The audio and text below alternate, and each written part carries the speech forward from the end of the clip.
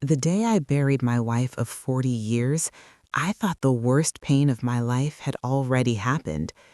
I stood alone in the rain beside her grave, believing my children would help me through the grief. But the very next morning, they came to my door, not to comfort me, but to take my home. They brought papers, lawyers, and plans they had made before their mother even died. What they didn't know was that my wife had already seen their betrayal coming. Before I begin, if you've ever lived through betrayal like this, please like, leave a comment, and subscribe to my YouTube channel. The rain started before the funeral even began, slow and steady, the kind that doesn't fall hard enough to frighten anyone away, but never stops long enough to give you peace. It clung to the black umbrellas and dark coats gathered around the grave, like the sky itself was grieving with me. I remember standing there, staring at the wooden casket being lowered into the earth, trying to understand how 40 years of love could suddenly become a memory buried beneath wet soil. My wife, Margaret, had always hated rainy days. She used to say they made the world feel smaller and lonelier. That morning, I understood exactly what she meant. The priest spoke softly, his voice nearly lost beneath the sound of raindrops tapping against umbrellas and leaves. I heard words about love, about heaven, about eternal rest, but they floated past me like distant echoes. All I could think about was the empty chair waiting for me at home, the quiet kitchen where her laughter used to live, and the bed that would feel far too large without her, beside me. Margaret had been more than my wife. She had been my best friend, my partner in every struggle and every small victory life handed us. We met when we were barely adults, just two young people who believed the world would always give us time. Back then, I worked long hours fixing engines at a small repair shop, and she waited tables at a diner down the road. We didn't have much money, but somehow we built a life that felt richer than anything I could have imagined. Together, we raised 3 children in the house just a few miles from the cemetery where she now rested. That house held every chapter of our lives. The front porch where Margaret used to sit on warm evenings with a glass of iced tea. The kitchen where she cooked Sunday dinners so big the table barely had room for the plates. The hallway walls covered with old family photographs that told the story of children growing up faster than either of us expected. That house was never just a building to me. It was proof of the life we built together. As the funeral ended, people began leaving one by one. Friends, distant relatives, neighbors who had known Margaret for years. They shook my hand, offered quiet condolences, and then hurried back to their cars to escape the rain. My children were there too, standing under a large umbrella a few feet away. My oldest son, Daniel, kept checking his phone, while my daughter, Rebecca, whispered something to her husband. My youngest son, Mark, barely looked in my direction at all. I told myself they were grieving in their own ways. Everyone handles loss differently. That's what I believed then. After the casket disappeared into the ground, I stayed behind while the others began walking toward the parking lot. The rain soaked through my coat, but I didn't move. I just stood there staring at the fresh mound of dirt, trying to imagine how the world could keep moving when the person who made my life whole was gone. I whispered goodbye to Margaret, though I wasn't sure if the words even left my lips. Maybe they stayed trapped somewhere deep inside my chest, where the grief felt too heavy to breathe around. Eventually, I noticed the cemetery had grown quiet. Most people had already left. When I finally turned around, I realized something that cut deeper than the cold rain against my skin. My children were gone. They hadn't waited for me. They hadn't walked back to the car with me. They simply left. I tried to tell myself they must have thought I wanted to be alone. Margaret used to say I was stubborn about my emotions, that I always carried my pain quietly. Maybe they believed they were respecting my space.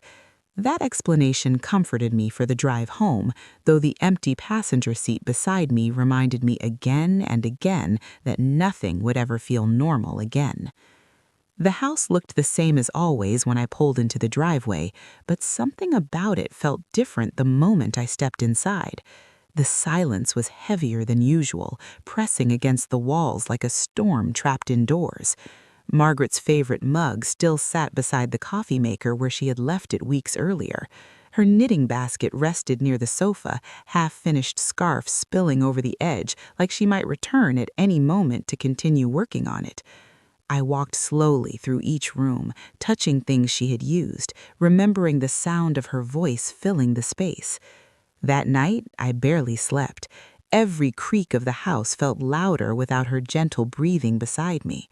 Around 3 o'clock in the morning, I found myself sitting at the kitchen table staring at an old photograph of our wedding day. Margaret looked so young in that picture, smiling in a way that made the whole world seem simple and bright. I remember whispering to the photograph, asking her how I was supposed to keep living without her. Morning came too quickly. The gray light through the windows made the house feel colder than usual. I poured myself a cup of coffee but couldn't drink more than a few sips. My chest felt tight with the kind of exhaustion that grief leaves behind. I had just started washing the mug when I heard a car pull into the driveway, then another, tires crunching slowly against the gravel. For a moment, I felt something close to relief. Maybe my children realized they left too quickly yesterday. Maybe they came to check on me after all. When I opened the front door, all three of them stood on the porch together. Daniel in his expensive coat, Rebecca clutching a large leather folder, and Mark standing slightly behind them with his arms folded. None of them looked like they had come to comfort a grieving father. They looked serious, businesslike, the kind of people wear when they're about to discuss something complicated. Rebecca stepped forward first. Her voice sounded careful, almost rehearsed. "Dad, we need to talk about the house." I remember the way Rebecca held that leather folder against her chest like it contained something fragile, though the expression on her face was anything but gentle. Daniel stood beside her with the same tight, impatient look he used to have when he was a teenager waiting for permission to go somewhere. Mark lingered slightly behind them, silent as always, watching everything without saying much. For a moment, none of us spoke. The morning air was cold and damp, and the scent of wet earth still clung to my coat from the cemetery. I stepped aside slowly and motioned for them to come in. "You might as well sit down," I said quietly. My voice sounded older than I remembered it ever being. They walked into the living room, their footsteps echoing through the quiet house. Rebecca glanced around briefly, her eyes passing over the framed photographs on the wall as if they were decorations in someone else's home. Daniel sat on the edge of the couch while Mark leaned against the doorway with his arms crossed. I remained standing for a moment, unsure whether I wanted to hear whatever they had come to say. Finally, I lowered myself into Margaret's old armchair. The cushion sank beneath me the same way it had every evening when we used to sit together and talk about the day. That memory alone made my chest tighten again. Rebecca cleared her throat and opened the folder. Paper slid neatly into her hands, already organized. She spoke carefully, choosing her words as though she had practiced them many times. "Dad, we've been talking about what's best for you now that Mom is gone." The sentence landed heavily in the room. I looked at her for a long moment before answering. "It's been one day," I said quietly. Daniel shifted forward slightly, resting his elbows on his knees. "We know it's sudden, but that's exactly why we need to address this now." I felt something uncomfortable settle in my stomach. "Address what?" Rebecca slid one of the papers across the coffee table toward me. "The house," she said. I stared at the document without picking it up. The words blurred together from where I sat, but the tone in her voice told me everything I needed to know. Daniel spoke again, his voice calm in the way people sound when they believe they are being reasonable. "Dad, this house is too big for you now. You shouldn't be here alone." Mark finally pushed himself away from the doorway and stepped closer. "You can't live here forever." I felt something shift inside me then. Not anger exactly, something quieter, something colder. "I wasn't aware there was a deadline," I replied. Rebecca tried again, her voice gentler this time. "Dad, please understand, we're not trying to hurt you. We just think it would be easier if everything was settled sooner rather than later." I looked down at the papers again. That was when I noticed something small but unsettling. A date near the bottom of one document. It wasn't from this week. It wasn't even from this month. The document had been prepared nearly 2 months before Margaret died. My fingers rested on the edge of the table as a quiet realization spread through my mind. They hadn't just talked about selling the house after she was gone. They had already begun planning it while she was still alive. I raised my eyes slowly to meet Daniel's. "Did your mother know about this?" The question seemed to catch them off guard. Rebecca hesitated. Daniel opened his mouth but didn't answer right away. That silence told me more than words ever could, because suddenly, for the first time since Margaret passed, a memory surfaced in my mind. A quiet evening in the hospital a few weeks before her death, when she had taken my hand and said something strange, something I hadn't understood at the time. She had looked at me with tired eyes and whispered, "Promise me you won't sign anything unless you talk to Mr. Callahan first." At the time, I thought she was talking about hospital paperwork, but now I wasn't so sure. For several seconds after that memory returned, I didn't say anything at all. I just sat there looking at the 3 people I had raised, trying to understand how the room could feel so unfamiliar with my own children inside it. Margaret's words echoed in my head again, clear as if she had whispered them only moments ago. "Promise me you won't sign anything unless you talk to Mr. Callahan first." At the time, I had squeezed her hand and told her she didn't need to worry about such things. I thought she was simply tired from the medication, confused by the endless hospital forms and insurance papers.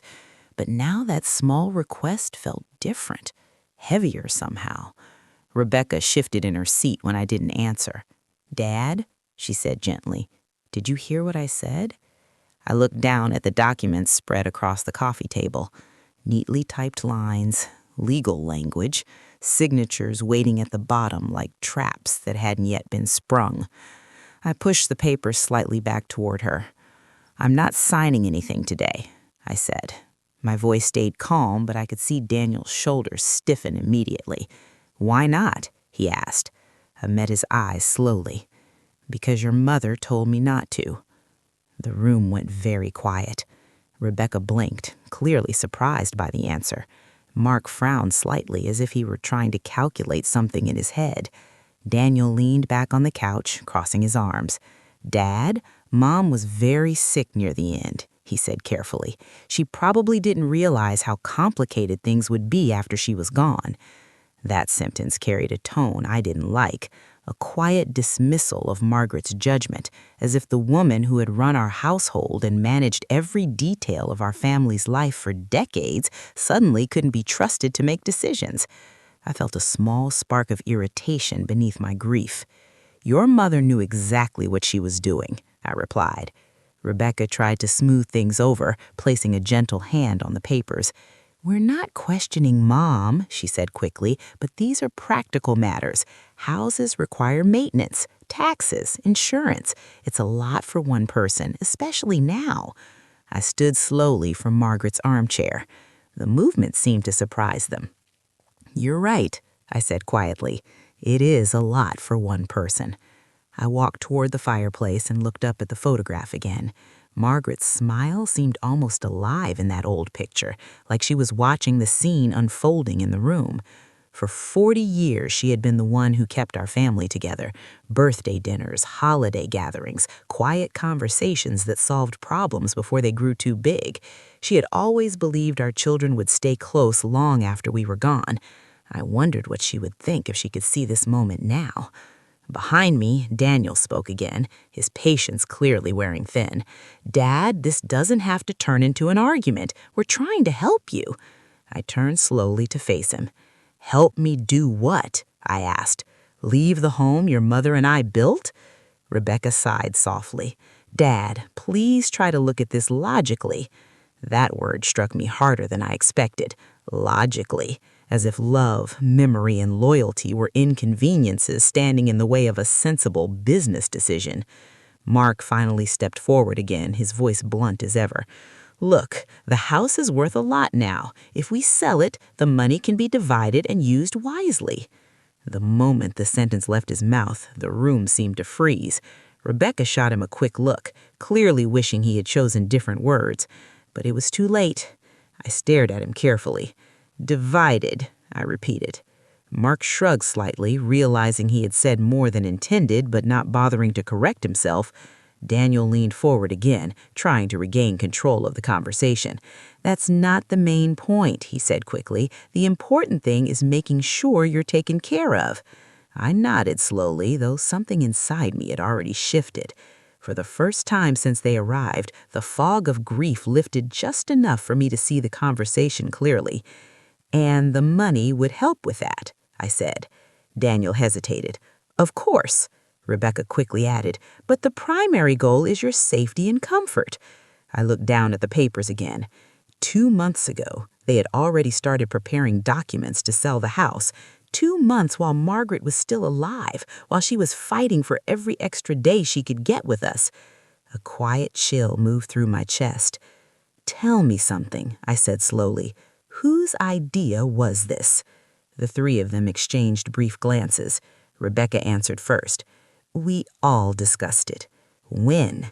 Daniel cleared his throat. "Shortly after Mom's diagnosis." The words felt like stones dropping into still water. Shortly after her diagnosis?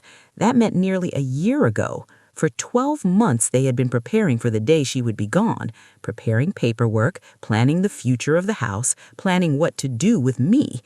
I rubbed my hands together slowly, trying to warm them, though the room wasn't cold.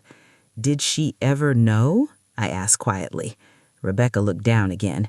"We didn't want to upset her." Mark spoke again, his voice still blunt. "She would have refused." That answer told me everything. They hadn't hidden the plan for Margaret to protect her feelings. They had hidden it because they knew she would never agree. I walked back to the coffee table and gathered the documents into a neat stack. Rebecca watched me carefully. "Dad," she said, "what are you doing?" I handed the folder back to her. "I'm putting your papers away," I replied calmly. Daniel frowned. "That's not a decision." I met his gaze steadily. "Actually, it is." He leaned forward again, frustration clear in his voice now. "You're being stubborn." I shook my head slightly. "No, I'm keeping a promise." Rebecca was confused. "A promise?" I nodded once. "To your mother." The room fell silent again. I could see uncertainty creeping into their expressions. Now they had expected resistance, perhaps even anger, but not this quiet refusal. Daniel finally stood up from the couch. "Fine," he said sharply, "then call whoever you need to call." I held his gaze for a moment before answering. "I will." And for the first time since Margaret's funeral, I felt a strange sense of calm settle inside me. Because if my wife had asked me to speak with Mr. Callahan before signing anything, then there was probably a reason she trusted that man.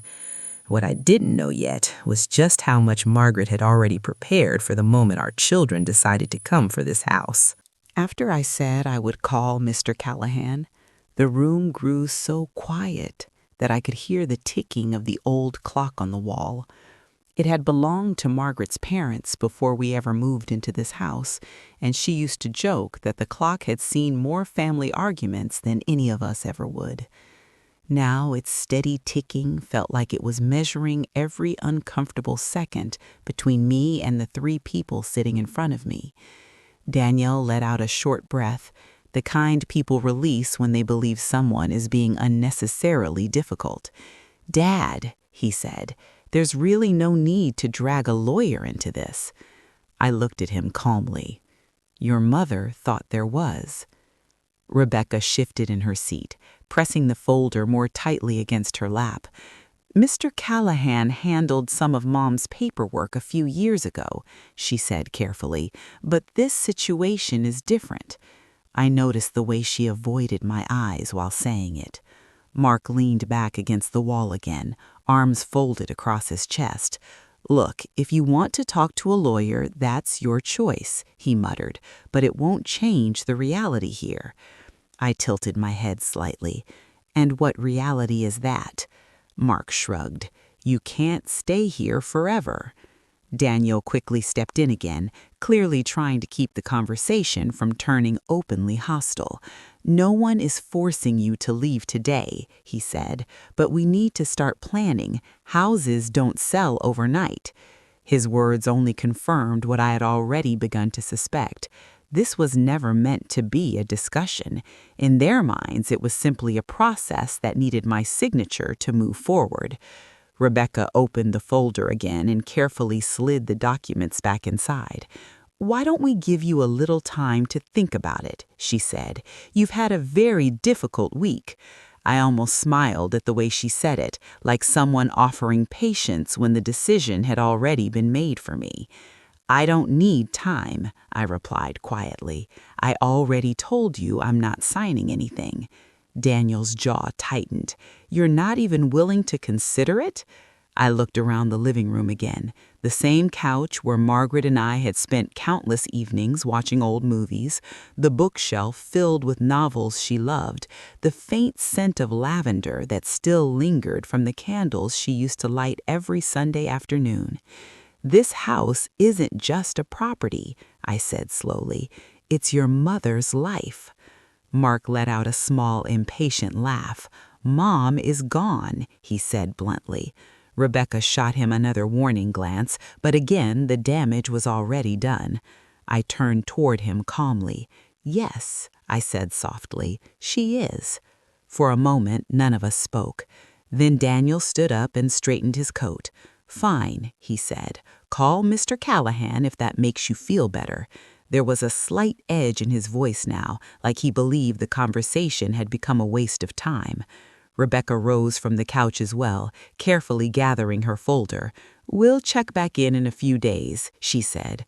Mark pushed himself away from the wall and headed toward the door without another word.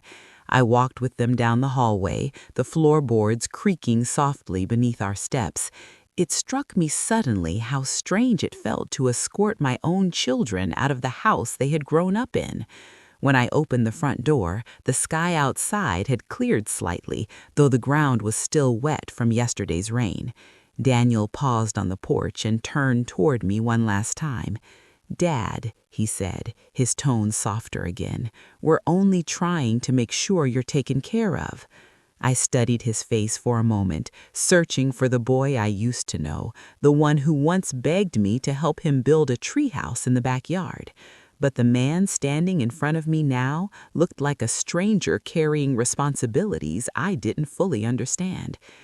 "I'll take care of myself," I replied. Rebecca gave me a small, tight smile before stepping down from the porch. Mark was already halfway to the car. Within seconds, the three of them were climbing into their vehicles, doors slamming one after another. I stood there watching as the engine started and the cars pulled slowly down the driveway. When they disappeared around the corner, the silence returned. I closed the door gently and leaned against it for a moment. The house felt even quieter than before, as if it too had listened to the entire conversation and didn't quite know how to respond. Eventually, I walked back into the living room and sat down again in Margaret's chair.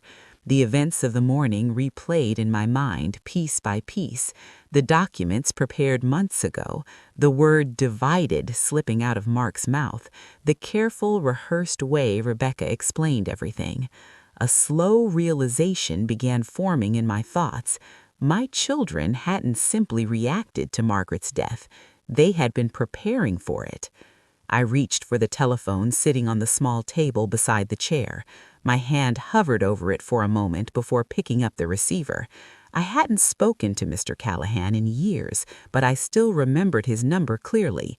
Margaret had trusted him with several important matters over the years: insurance policies, legal documents, small details that she always insisted be handled properly. I dialed slowly, listening to the soft clicks of each number. After a few rings, a familiar voice answered. "Callahan and Associates," she said politely. "How may I help you?" I cleared my throat. "This is Harold Bennett. I need to speak with Mr. Callahan." There was a brief pause on the other end of the line. "One moment, please." Soft music filled the receiver while I waited. I stared at the photograph above the fireplace again, wondering what Margaret might have meant when she told me to call him. Finally, the line clicked again, and a warm, older voice came through.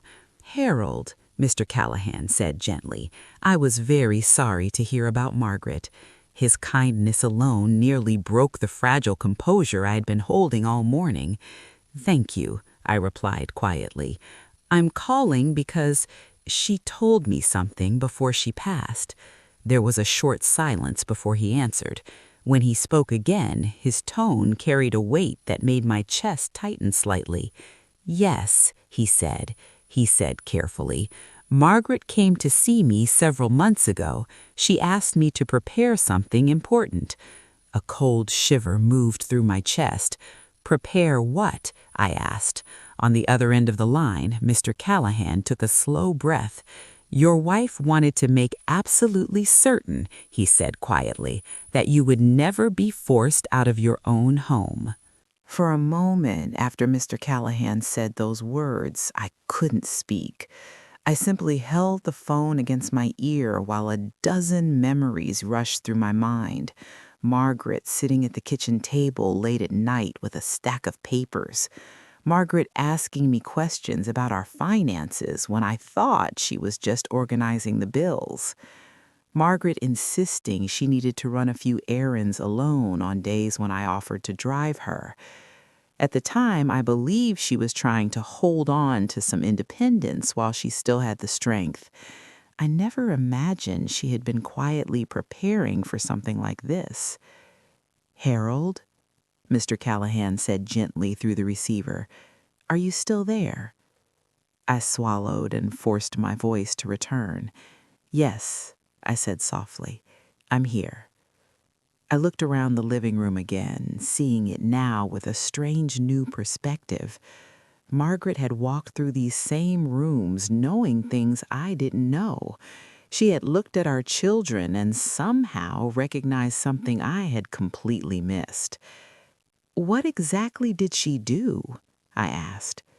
Mr. Callahan paused, as if choosing his words carefully.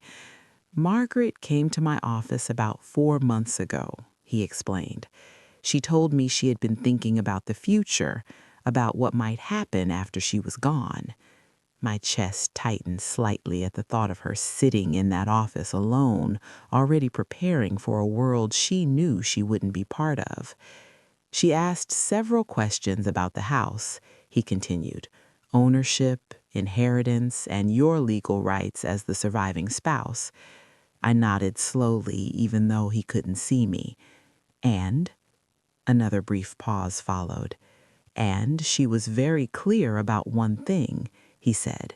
"She wanted to make sure that no one, not even your own children, could pressure you into selling the house if you didn't want to." The room seemed to grow even quieter around me. I remembered the way Rebecca had spoken about assisted living, the way Daniel had described selling the house like it was an obvious solution, the way Mark had casually mentioned dividing the money. Margaret must have seen those possibilities long before I did. "She knew," I whispered.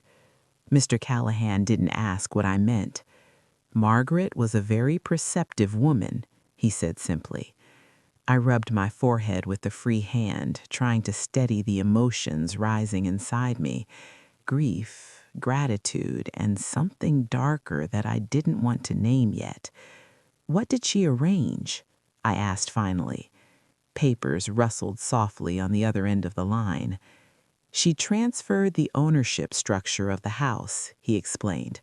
Before she passed, the property was held jointly between the two of you, but Margaret asked me to establish a living trust. I frowned slightly. A trust? Yes, he said, a legal arrangement that protects the property and determines exactly what happens to it under specific circumstances. I leaned forward in Margaret's chair, listening carefully. The trust states that you retain full, exclusive rights to live in the house for the rest of your life, he continued. No one can force you to sell it. No one can claim partial ownership while you are still living here. My chest loosened slightly at those words, though confusion still lingered. But what about after I'm gone? I asked. Mr. Callahan's voice remained calm. That was also addressed. I waited quietly. Margaret left detailed instructions about the future of the property, he said. However, those instructions only take effect after your lifetime residency ends. I leaned back slowly, absorbing the information piece by piece.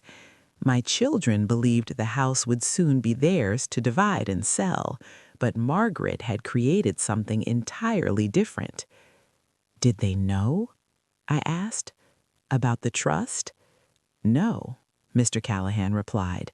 Margaret specifically asked that the details remain confidential unless circumstances required otherwise.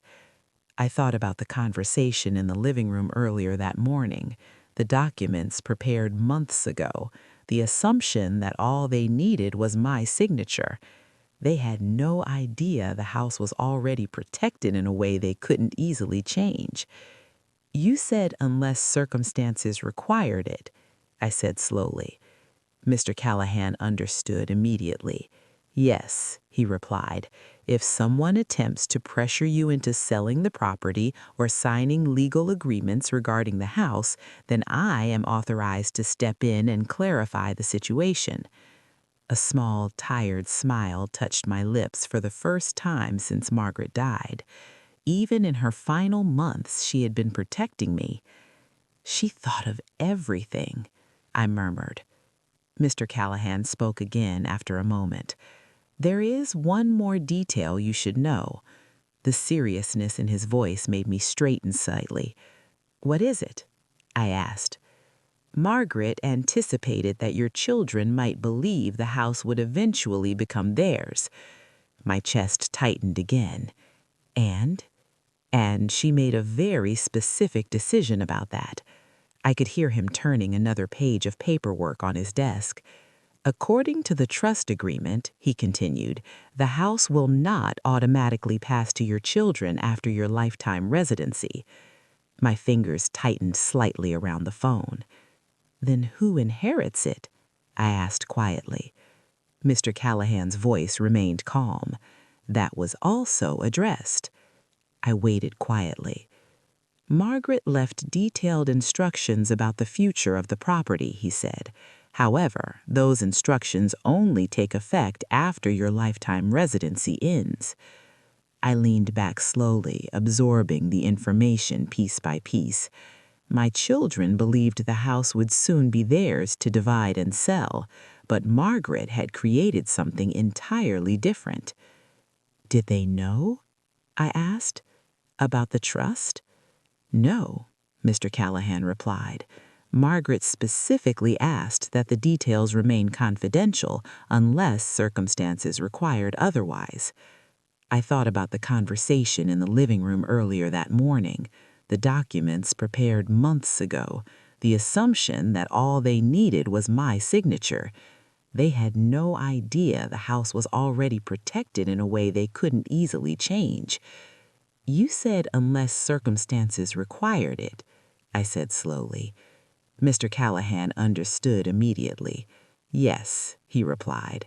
If someone attempts to pressure you into selling the property or signing legal agreements regarding the house, then I am authorized to step in and clarify the situation. A small, tired smile touched my lips for the first time since Margaret died. Even in her final months, she had been protecting me. She thought of everything, I murmured. Mr. Callahan spoke again after a moment. There is one more detail you should know. The seriousness in his voice made me straighten slightly. What is it? I asked. Margaret anticipated that your children might believe the house would eventually become theirs. My chest tightened again. And she made a very specific decision about that. I could hear him turning another page of paperwork on his desk. According to the trust agreement, he continued, the house will not automatically pass to your children after your lifetime residency. My fingers tightened slightly around the phone. Then who inherits it? I asked quietly. Mr. Callahan's voice remained calm. That was also addressed. I waited quietly. Margaret left detailed instructions about the future of the property, he said. However, those instructions only take effect after your lifetime residency ends. I leaned back slowly, absorbing the information piece by piece. My children believed the house would soon be theirs to divide and sell, but Margaret had created something entirely different. Did they know? I asked. About the trust? No, Mr. Callahan replied.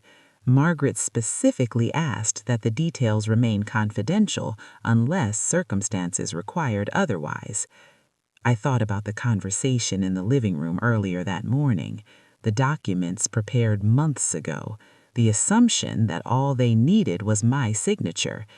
They had no idea the house was already protected in a way they couldn't easily change. You said unless circumstances required it, I said slowly. Mr. Callahan understood immediately. Yes, he replied. If someone attempts to pressure you into selling the property or signing legal agreements regarding the house, then I am authorized to step in and clarify the situation. A small, tired smile touched my lips for the first time since Margaret died. Even in her final months, she had been protecting me. She thought of everything, I murmured. Mr. Callahan spoke again after a moment. There is one more detail you should know.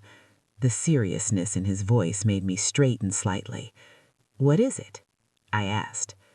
Margaret anticipated that your children might believe the house would eventually become theirs.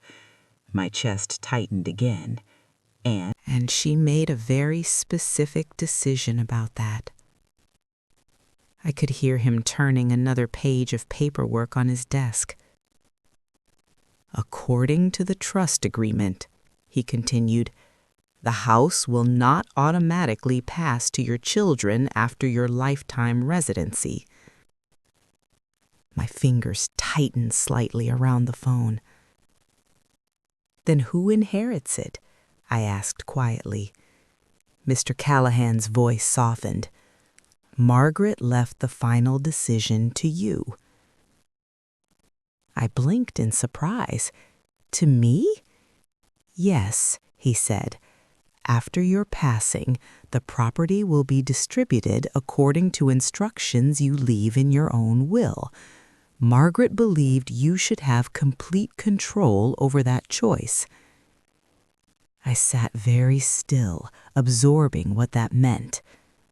My children had arrived this morning expecting to begin dividing something they believed was already theirs, but Margaret had placed the entire future of the house in my hands instead. A quiet strength began growing somewhere beneath the grief. She trusted me, I said softly. She did, Mr. Callahan replied. For several seconds, neither of us spoke. Then he added gently, Harold, if your children return and try to pressure you again, I recommend you invite them to my office. I can explain the legal situation clearly. I nodded slowly again. They will come back, I said. I'm sure of it. I knew my children well enough to recognize determination when I saw it.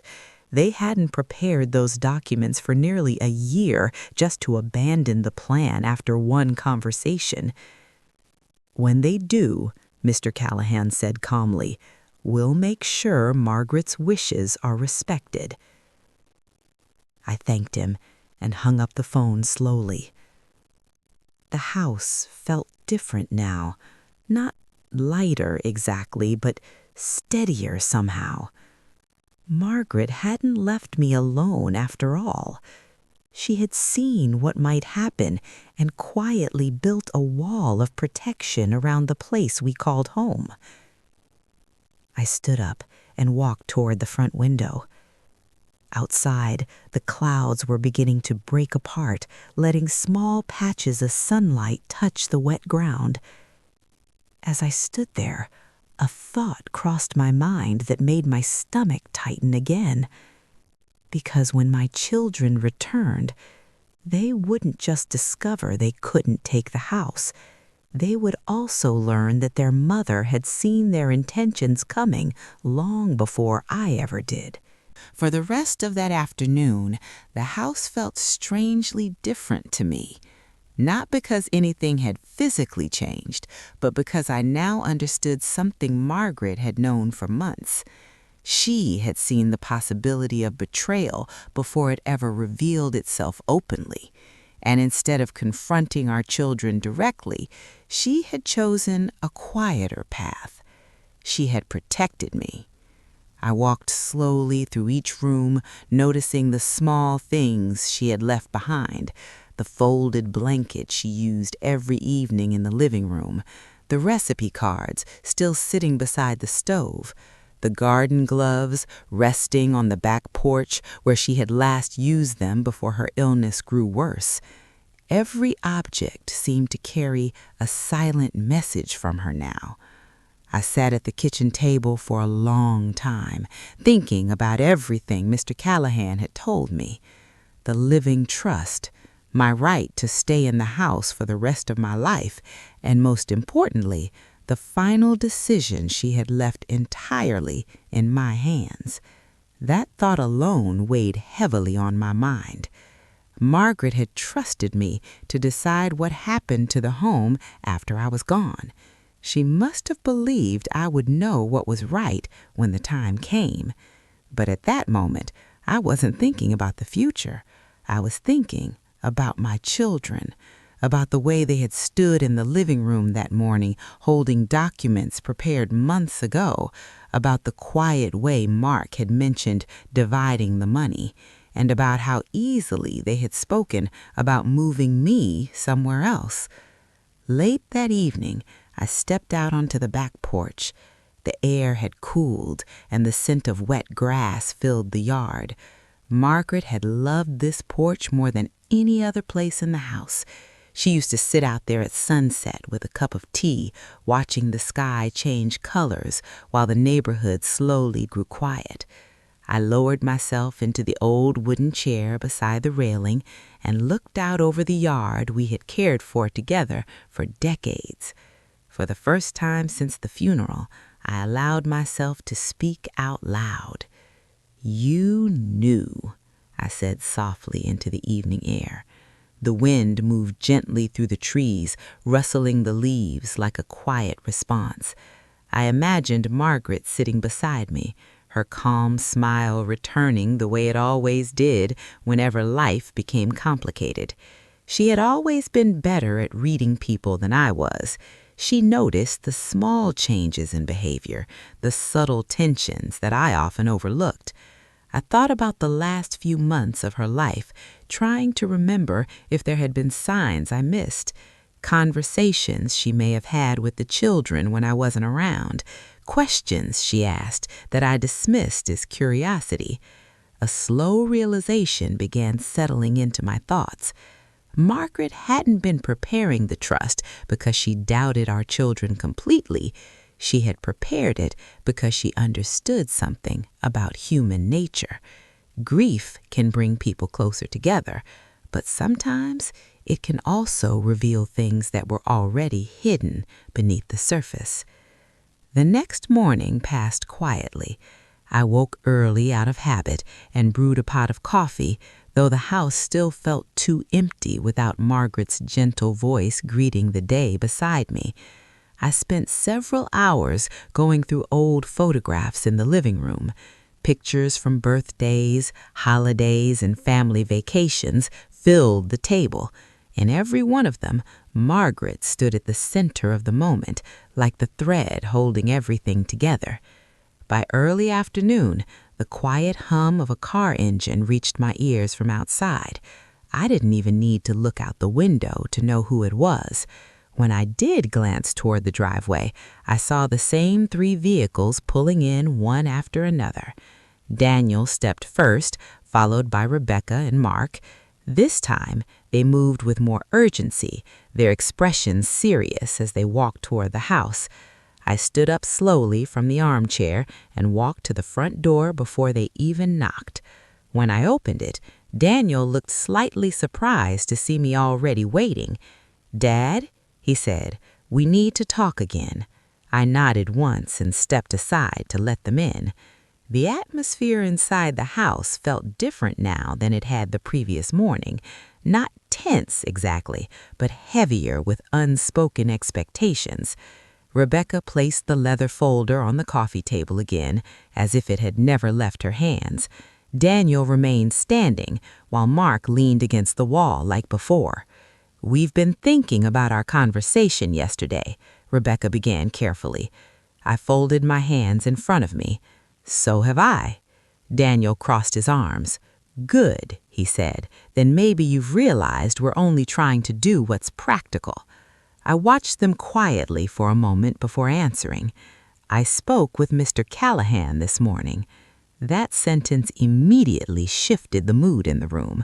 Rebecca blinked. Daniel's eyebrows lifted slightly. Mark straightened away from the wall. "Why would you call him?" Daniel asked. I kept my voice calm. "Because your mother asked me to." Rebecca looked uncertain now. "And what did he say?"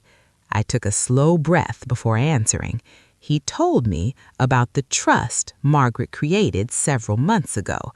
For the first time since they arrived, all 3 of them looked genuinely confused. "Trust?" Mark repeated. Daniel frowned. "What trust?" I walked over to the armchair and sat back down. "A legal arrangement your mother established several months ago." Rebecca shook her head slightly. "That doesn't make sense," she said. "Mom never mentioned anything like that." I nodded slowly. She wasn't supposed to. The silence that followed felt even heavier than before. Daniel stepped closer to the coffee table. "What exactly are you saying?" I looked directly at him. "I'm saying the house cannot be sold unless I choose to sell it." Mark frowned again. That was already obvious. I shook my head gently. "No," I said, "you don't understand." I paused for a moment before continuing. "According to the trust your mother created, no one can pressure me into selling it, not even you." For a few seconds after I said those words, the room went completely silent. The kind of silence that feels thick enough to touch. Daniel was the first to react. His eyebrows pulled together in confusion as he looked from me to the folder on the table and then back again. "That doesn't make any sense," he said slowly. Rebecca had gone pale, her fingers tightening around the edge of the leather folder as if she suddenly needed something solid to hold on to. Mark stared at me, trying to read whether I was serious or simply misunderstanding something. I remained seated in Margaret's chair, watching them calmly. The strange thing was that I didn't feel angry anymore. The anger had burned itself out sometime during the long, quiet hours of the previous night. What remained instead was a quiet certainty, the kind Margaret used to carry whenever she knew she was doing the right thing. Daniel finally spoke again, his voice firmer this time. "Dad, houses can't just be locked away in a trust without the family knowing." I met his gaze evenly. "Apparently they can." Rebecca shook her head slowly. "No, there must be some misunderstanding," she said. "Mom would have told us." I studied her face for a moment before answering. Your mother told the person she trusted to handle it properly. Mark crossed his arms again, clearly growing impatient. So what exactly does this trust say? He asked. I leaned forward slightly, resting my hands together. It says that I have the legal right to live in this house for the rest of my life, I explained. No one can force me to sell it. No one can claim ownership while I'm still here. Rebecca blinked several times, as if trying to absorb what I was saying. Daniel ran a hand through his hair, clearly frustrated now. That's ridiculous, he muttered. Why would Mom do something like that? I held his gaze calmly. Maybe she was protecting me. The words hung in the air between us. For the first time since they arrived, none of them immediately argued back. Mark finally broke the silence. Protecting you from what? He asked bluntly. I looked at each of them slowly before answering. From this. The room fell quiet again. Daniel let out a short breath. You're twisting this situation, he said. We came here to help you. I nodded slightly. Yes, I said. You came here the morning after your mother's funeral with documents prepared 2 months ago.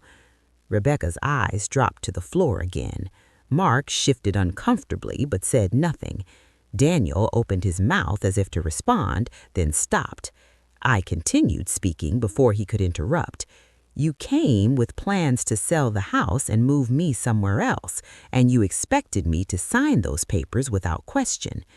Rebecca looked up quickly. That's not fair, she said. We were thinking about your future. I tilted my head slightly. My future, I repeated, or the money from the house. That question landed harder than I intended, but none of them denied it. Daniel rubbed his forehead with frustration. This is exactly why we wanted to handle things quickly, he said, before emotions started getting in the way. I let out a small, tired breath. Emotions built this house, I replied quietly. Your mother and I spent 40 years building a life here. Mark shifted his weight again and finally spoke. So what happens now? You just stay here forever? I looked toward the window for a moment before answering. Outside, the late afternoon sunlight stretched across the yard Margaret loved so much. I stay here as long as I choose, I said calmly. Daniel shook his head again. That's not realistic, he insisted. You'll eventually need help. I nodded slowly. Maybe, I said, but that decision will be mine. Rebecca finally sank down onto the couch again, looking exhausted. The confident determination she had carried the previous day was gone now. So the house can't be sold, she said quietly, not unless I decide to sell it. Daniel glanced at the folder on the table again, then back at me. And what about after... He stopped mid-sentence, clearly uncomfortable finishing the thought. After I'm gone, I said calmly. He nodded once. I leaned back in the chair. That decision is also mine. Mark frowned slightly. What does that mean? I folded my hands together. Your mother arranged the trust so that I determine what happens to the house after my lifetime. Rebecca looked confused again. You mean it doesn't automatically go to us? I shook my head gently. No. The silence that followed felt heavier than any argument we could have had. Daniel stared at the floor for a long moment before speaking again. So Mom left the entire future of the house up to you. Yes, I said. Mark let out a short laugh that carried more disbelief than humor. I looked at him calmly. Your mother believed I would know what was fair. Rebecca's voice softened when she spoke again. And do you? She asked. I didn't answer immediately. Instead, I looked around the room once more. The photographs, the furniture, the quiet spaces Margaret had filled with warmth for decades. Right now, I said slowly, I'm still trying to understand what happened to my family. Daniel lifted his head again. Dad, I raised my hand gently to stop him. I'm not making any decisions today or tomorrow. Rebecca nodded slowly, though disappointment was clear in her eyes. Mark remained silent. Daniel finally straightened his coat again, clearly realizing the conversation was over. "Fine," he said quietly, "but this isn't finished." I met his gaze without anger. "No," I replied softly, "it isn't."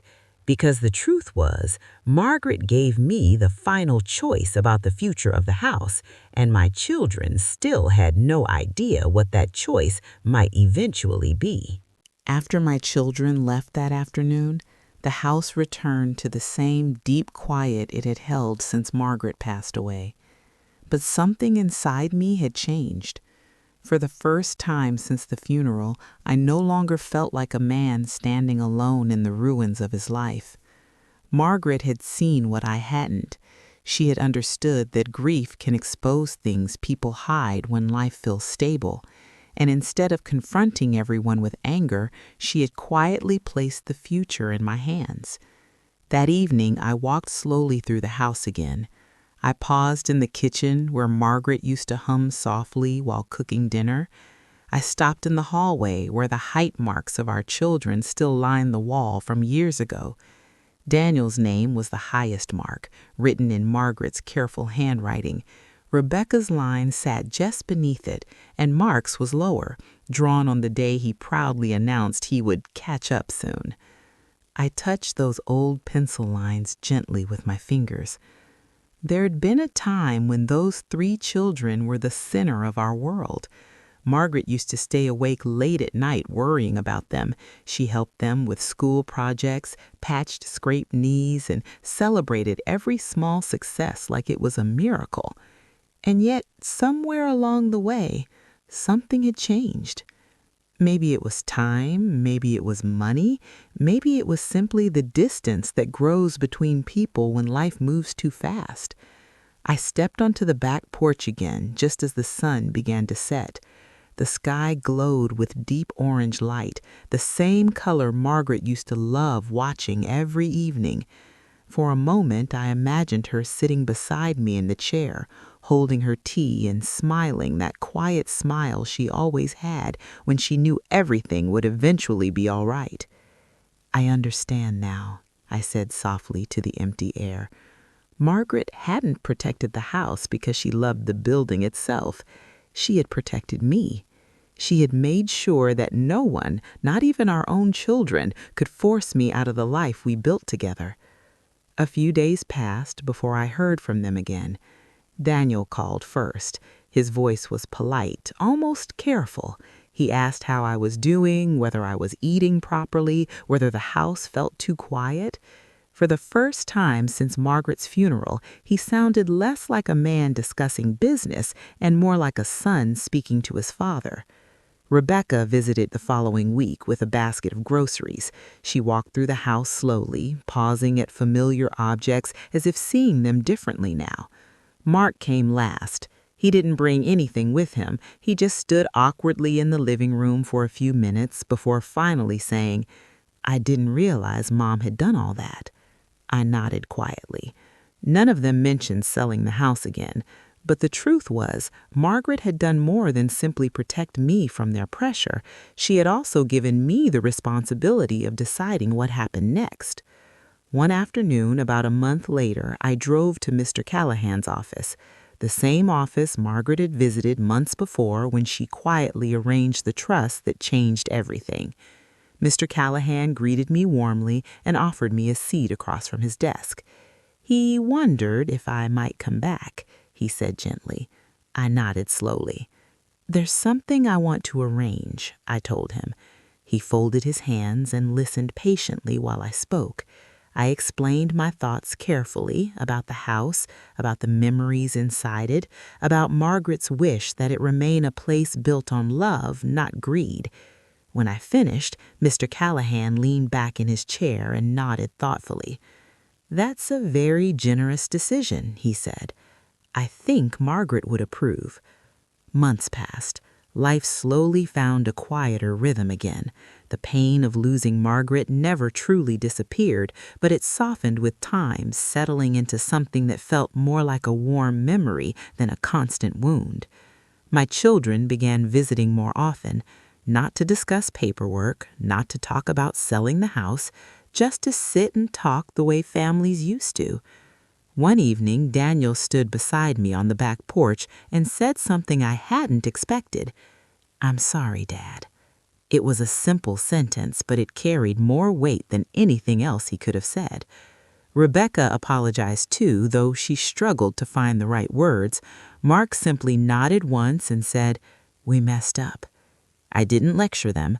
I didn't remind them of what they tried to do, because Margaret had taught me something during our 40 years together. People can make terrible mistakes, but sometimes they also learn from them.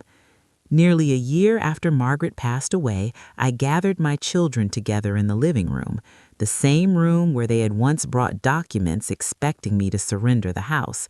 They sat quietly while I spoke. "I want you to understand something about your mother," I said. "She loved this house because it held our family." Their eyes moved slowly around the room. "The trust she created protected me while I'm alive, but eventually the house will no longer belong to any of us." Daniel frowned slightly. "What do you mean?" I smiled softly. "A few months ago, I arranged something with Mr. Callahan." Rebecca leaned forward. "What kind of arrangement?" I looked at the photograph above the fireplace, the one of Margaret and me standing proudly on the porch when we first bought the house. "After I'm gone," I said gently, "this house will become a community home for families who need a place to start again." The room went completely silent. I continued speaking. "Your mother spent her life helping people, neighbors, friends, anyone who needed kindness. I think she would want this house to keep doing that long after we're gone." Daniel looked down at his hands. Rebecca wiped her eyes quietly. Mark stared at the floor for several seconds before finally nodding. No one argued, no one protested, because deep down, they knew something important. The house had never truly been about money. It had always been about love. Later that evening, after my children left, I stepped onto the back porch once again. The sunset painted the sky the same warm colors Margaret loves so much. I sat in the old wooden chair and allowed myself to breathe in the quiet peace of the moment. For 40 years, Margaret and I built a life together. Even after she was gone, her wisdom had guided me through the hardest moment our family had ever faced. And in the end, she had left me one final gift, the chance to remind our children and myself of what truly matters. Because houses can be sold, money can be divided, but love, once built honestly over a lifetime, is the only inheritance that truly lasts.